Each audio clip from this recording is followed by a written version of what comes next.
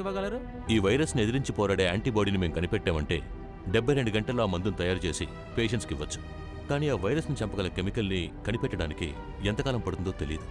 ఒకవేళ కనిపెట్టలేకపోవచ్చు కూడా. ఏంటి కనిపెట్టలేకపోవచ్చా? హలో, మీకోసం మేము ఇంత కష్టపడి తీసుకెళ్తున్నాం. మేము త్వరగా జీహెచ్కి వెళ్తేనే మా పని స్టార్ట్ చేయగలం సార్.